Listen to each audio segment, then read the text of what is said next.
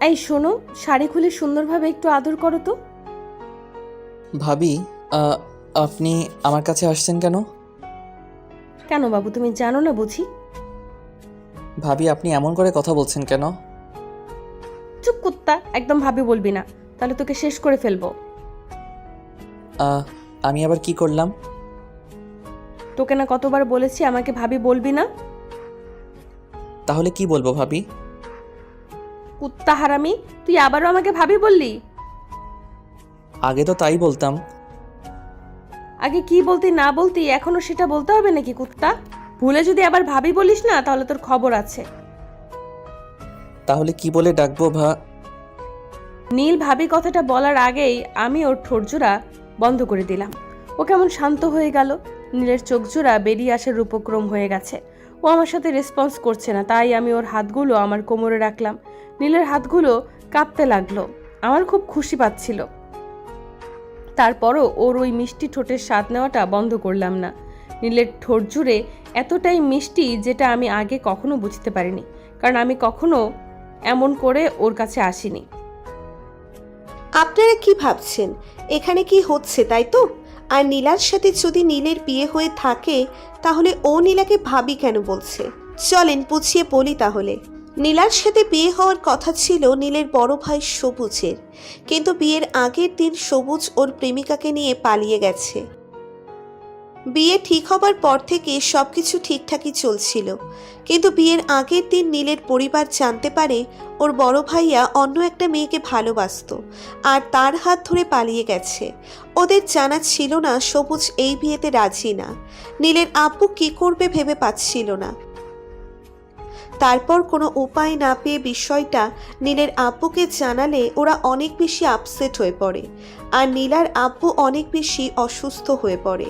তখন নীলের আব্বু ওনাকে সান্ত্বনা দেয় আর বলে ওনার এক ছেলে চলে গেছে তাতে কি হয়েছে, আর এক ছেলে তো আছে। ওনার ছোট ছেলে নীলের সাথে নীলার বিয়ে হবে। নীলার আব্বুর সম্মান বাঁচাতেই নীলের বিয়েটা করা। আজকে ওদের বিয়ে হলো। বিয়ের রাতে কি হলো সেটা তো আপনারা জানতেই পারলেন। দম বন্ধ হয়ে আসছিল। তারপরও নীলা আমাকে ছাড়ছে না। কোনো উপায় না পেয়ে ওনাকে ছাড়ানোর চেষ্টা করলাম। তখন ভাবি অর্থাৎ নীলা আমাকে ছেড়ে দিয়ে কিছুটা দূরে গেল আর মুচকি মুচকি হাসতে লাগলো। আমি জোরে জোরে নিঃশ্বাস নিচ্ছি। নীলাকে হাসতে দেখে বললাম, এভাবে কেউ কিস করে? আর একটু হলে তো শেষ হয়ে যেতাম। আপনি কি রাক্ষস নাকি? আমাকে তো মেরে ফেলতেন। কি সব বলো? আমি ছিলাম তো তোমার কিচ্ছু হতে দিতাম না। আমার নিঃশ্বাসটা কি শেষ হয়ে গিয়েছিল নাকি তোমাকে সবটা দিয়ে বাঁচিয়ে দিতাম? আপনি এতটা স্বাভাবিকভাবে বিষয়টাকে কিভাবে নিচ্ছেন বলেন তো? আমার তো কি? আপনার তো ভাইয়ার সাথে বিয়ে হওয়ার কথা ছিল। আপনি সবটা মেনেও নিয়েছিলেন, কিন্তু হঠাৎ করে আমার সাথে বিয়ে হতেই আবার আমাকে মেনে নিলেন কি করে? তার উপর আমি তো আপনার থেকে 3 বছরের জুনিয়র। তাহলে কি করে ভালোবাসতে পারলেন আমাকে? আমি অত শত কিছু বুঝি না, আমি শুধু তোমাকে চাই। তোমার সাথে বিয়ে হয়েছে, তোমাকে স্বামী মেনেছি। 3বার কবুল বলার পর আমি তোমাকে স্বামী হিসেবে মেনে নিয়েছি। এখন চলো বাসরটা করে নেই। এত কিছু শুনতে চাই না আমি। কিন্তু আমি তো আপনাকে ভালোবাসি না।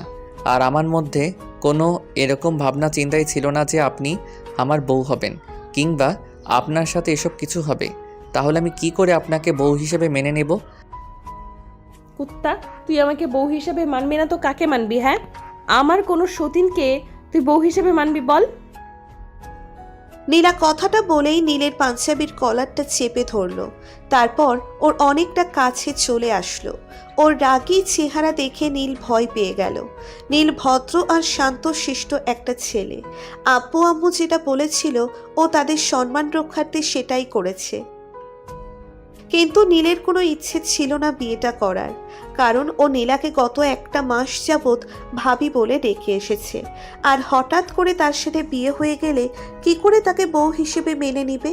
নীল খেয়াল করলো রাগে নীলার গালগুলো লাল হয়ে আছে। ওকে কেমন যেন গুন্ডি টাইপের দেখাচ্ছে। নীল ফ্যাল করে ওর দিকে তাকিয়ে রইল। নীলা ওর কোনো রেসপন্স না পেয়ে বলল, এই, তুই এইভাবে তাকিয়ে কি দেখছিস? আমি তোকে কিছু বলছি আর তুই কি না এইভাবে চুপ করে আছিস? আপনাকে তো গুন্ডি অবস্থাতে দেখতে বেশ ভালো লাগে, অনেক কিউট লাগে। তার উপরে আপনার গালগুলো যখন টমেটোর মতো লাল হয়ে যায় না, তখন তো মনে হয়। তখন কি মনে হয় শুনি? কি মনে হয় বল? মনে হয় আপনার গালগুলোকে খেয়ে ফেলি, কারণ একদম দেখতে টমেটোর মতো হয়ে যায়। তাই আমি কি বারণ করেছি নাকি? নীলের কথাতে নীলা বেশ খানিকটা লজ্জা লাগলো। ও লজ্জায় নীলের বুকে মুখ গুজে দিয়ে ওকে খুব শক্ত করে জড়িয়ে ধরলো। নীল একটা বারের জন্য ওকে জড়িয়ে ধরছে না, আবার ওকে ছাড়িয়েও দিচ্ছে না। বুঝতে পারছি না নীলা এতটা স্বাভাবিকভাবে আমাকে কি করে মেনে নিল। আমি জানি না ও ভাইয়াকে ভালোবাসতো কি না, কিন্তু বলতো ভাইয়াকে নাকি ওর পছন্দ। আসলে ভালোবাসার আর ভালো লাগাটা তো এক নয়, তাই হয়তো নীলার ভাইয়াকে ভালো লেগেছিল। কিন্তু আমাকে কি করে একদিনের মধ্যে ভালোবাসতে পারলো সেটাই বুঝতে পারছি না। মনে হাজার প্রশ্নের ভিড় জমেছে। নীলা এখন আমাকে জড়িয়ে ধরে রেখেছে, আমি ওকে জড়িয়ে ধরেছি না বলে ও আমাকে ছেড়ে দিয়ে তারপর মুখের দিকে দুই পাশে হাত দিয়ে বলতে লাগলো, কি হলো?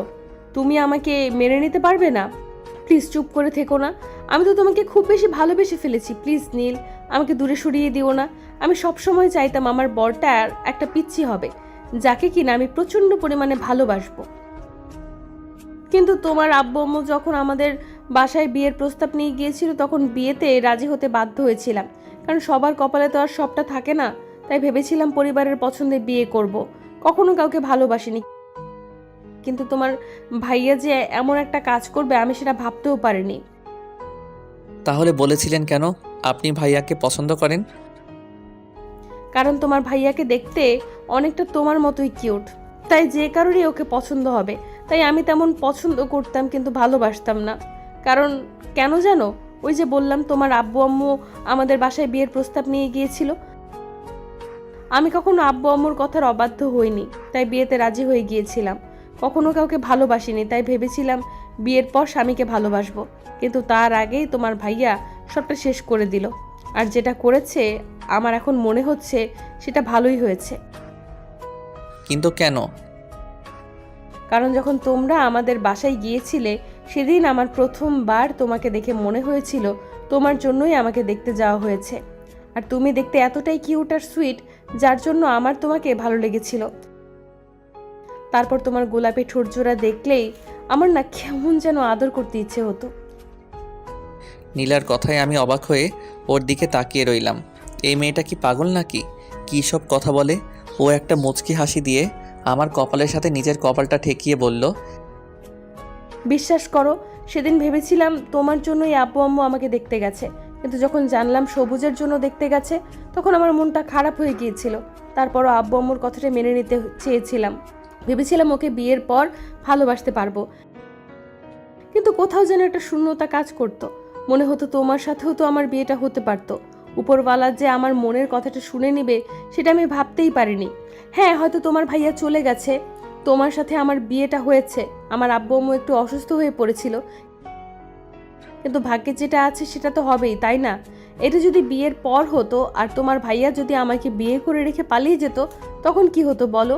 তার থেকে বিয়ের আগে চলে গেছে, তাতেই অনেক হ্যাপি। তাতে আমার পিচ্চি বরটাকে পেয়েছি। নীলা নীলের নাকটা টেনে দিয়ে বলল কথাটা। নীল অবাক চোখে ওর দিকে তাকিয়ে আছে। এখনও কি তুমি আমাকে বউ হিসেবে মানবে না বলো? নাকি তুমি অন্য কাউকে ভালোবাসো বলো? আমার জানা মতে তোমার কোনো গার্লফ্রেন্ড নেই, তুমি কাউকে পছন্দও করো না। তাহলে কেন আমাকে বউ হিসেবে মানতে পারবে না বলো? নাকি আমি তোমার থেকে সিনিয়র বলেই তুমি আমাকে ভালোবাসতে পারবে না? কি হলো, কথা বলছো না যে? জানি না, কিন্তু আমি তো আপনাকে ভাবি বলে ডাকতাম। তাহলে হঠাৎ করে একদিনের মধ্যে কি করে বউয়ের জায়গাটা দিব? তার উপরে আপনি তো আমাকে বলতেন আমি একটা পিচ্চি। তাহলে পিচ্চিটাকে বিয়ে করলেন কি করে? আর একদিনের মধ্যে ভালোই বাসলেন কি করে? শোনো, ভালোবাসাতে হাজার বছরের প্রয়োজন হয় না। কাউকে প্রথম দেখাতেই ভালোবেসে ফেলা যায়। আর আমি তো বিয়েটা ঠিক হওয়ার পর থেকেই তোমাকে বারবার মজার ছলে বলতাম যে তোমার ভাইয়ের সাথে বিয়েটা ঠিক না হলে আমি তোমাকে বিয়ে করতাম, তোমার সাথে প্রেম করতাম। এটা কি তুমি ভেবেছো? আমি মন থেকেই বলতাম এগুলো। তাহলে বলেননি কেন? যদি ভাইয়ের সাথে বিয়ে হয়ে যেত তাহলে কি খুব বেশি ভালো থাকতে পারতেন? জানি না, কিন্তু তোমার ভাইয়ার সাথে আমার বিয়েটা তো হয়নি, তাতেই আমি অনেক হ্যাপি। এখন তুমি আমাকে বউ হিসেবে মেনে নিলে আমি সারা জীবনের জন্য হ্যাপি থাকবো, সবসময় তোমাকে বুকে আগলে রাখবো। দেখো, একটুও কষ্ট পেতে দিব না। আমি কোনো কথা বলছি না, চুপচাপ দাঁড়িয়ে আছি। নীলা আমাকে ছেড়ে দিল। ওর চোখে পানি টলমল করছে। কিছু বলে ওঠার আগেই 2 ফোঁটা অশ্রু গড়িয়ে পড়ল। বুঝতে পারছি, তোমার ভালোবাসাটা আমার কপালে নেই, তাই তো? আচ্ছা ঠিক আছে, তোমার আমাকে মানতে হবে না। তুমি এটা তো বিয়ের আগে বলে দিতে পারতে, অন্তত আমি আব্বুকে বারণ করে দিতাম। আমি ভেবেছিলাম হয়তো এমন কিছু হতে পারে, কিন্তু যখন মনে পড়েছিল যে তোমার কোনো গার্লফ্রেন্ড নেই, তার উপর আব্বু আম্মুর সম্মানটা বাঁচতে পারে, তাই বিয়েটা করেছিলাম। আর 3বার কবুল বলার পর থেকে তোমাকে স্বামী হিসেবে মেনে নিয়েছিলাম, কিন্তু তুমি যে আমাকে ভালোবাসতে পারবে না সেটা আমি জানতাম না। আচ্ছা ঠিক আছে, তুমি না চাইলে আমি তোমার কাছে আসবো না। আমি তোমাকে যতবার স্পর্শ করেছি ততবারই বুঝতে পারছি তুমি অস্বস্তি ফিল করছো। ঠিক আছে, তুমি শুয়ে পড়ো, আমি আর তোমার কাছে আসবো না। নীলা কথাটা বলে চোখ জোড়া মুছে নিয়ে তারপর বিছানা থেকে একটা বালিশ আর চাদর নিয়ে যখনই অন্য কোথাও যাবে তখনই আমি ওর হাতটা ধরে ফেললাম। নীলা আমার দিকে তাকালো আর কান্না ভেজা কণ্ঠে বলল, কি হলো, আটকে দিলে কেন? হাত ছাড়ো, আমার ঘুম পাচ্ছে। থাকতে পারবে তো আমাকে ছাড়া একা? ঘুম পাচ্ছে মানে? আজকে তো আমাদের বাসর রাত, তাহলে ঘুমাবে মানে? তাহলে কি করব? তুমি তো আমাকে ভালোবাসতে পারবে না, আর বউ হিসেবেও মানো না, সেখানে ভালোবাসবে কি করে? ছাড়ো আমাকে। আমি তোমাকে স্পর্শ করলে তোমার খুবই বেশি বিরক্ত লাগে, তাই তোমার থেকে দূরে থাকার চেষ্টা করব। তুমি ভয় পেও না, ভুলেও আমি তোমার কাছে যাব না। তুমি যেটা করতে বলবে আমি সেটাই করব। তাও শুধু আমাকে বাসা থেকে তাড়িয়ে দিও না। আমি সারা জীবন দরকার পড়লে তোমার পায়ের কাছে বসে থাকবো, তোমার বাসার কাজের মেয়ে হয়ে থাকবো, তাও আমাকে বাসা থেকে বের করে দিও না। নীলার কথা শুনে আমি অবাক হয়ে যাচ্ছি। ও এত বেশি ভালোবেসে ফেলেছে আমাকে, জানতাম না।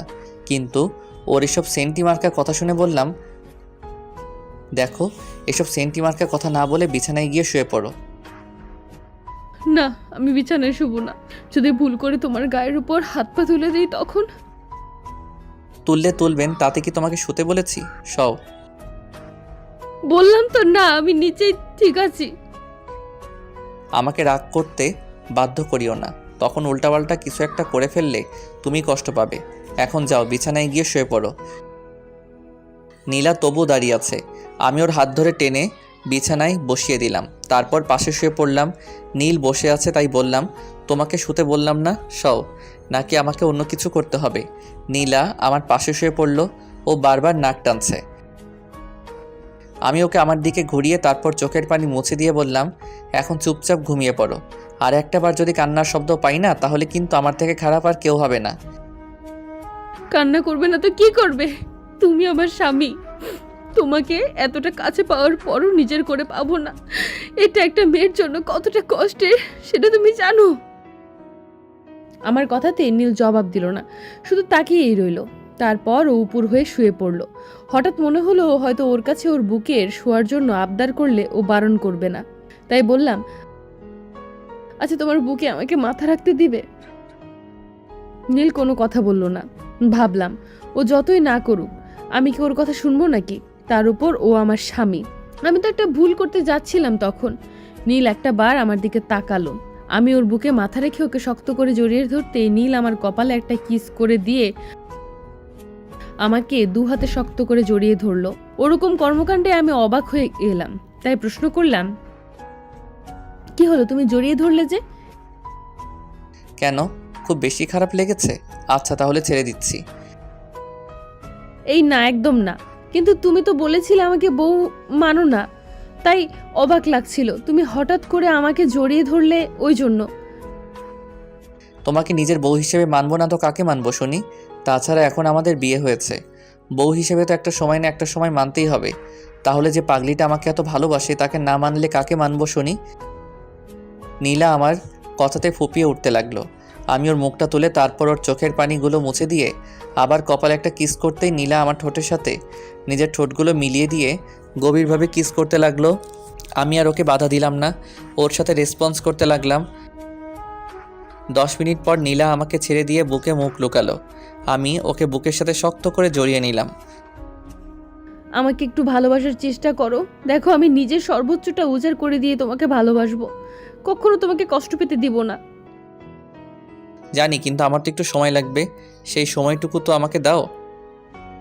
তোমার যতদিন লাগে সময় নাও, কিন্তু আমাকে মাঝে মধ্যে একটু আদর করলেই হবে। এই ধরো আজকে এখন একটু আদর করলেই আমি আর কিচ্ছু চাইবো না। প্লিজ এখন একটু আদর করো। আমার বউটা দেখি অনেক রোমান্টিক। বরের কাছে আবদার পেতে গেলে তো রোমান্টিক হতেই হবে। এখন কথা না বলে আদর করো। হ্যাঁ হ্যাঁ, করছি। তারপর আর কি? তারপর যেটা হবে সেটা না হয় ইতিহাসের পাতায় থাক। বেশি জানতে চাহিয়া পাকিয়া চাইবেন না। কেমন লাগলো গল্পটি? যদি ভালো লেগে থাকে লাইক কমেন্ট শেয়ার করতে ভুলবেন না। আর সাবস্ক্রাইব তো মাস্ট। ধন্যবাদ সবাইকে আমাদের পাশে থাকার জন্য। আল্লাহ হাফিজ।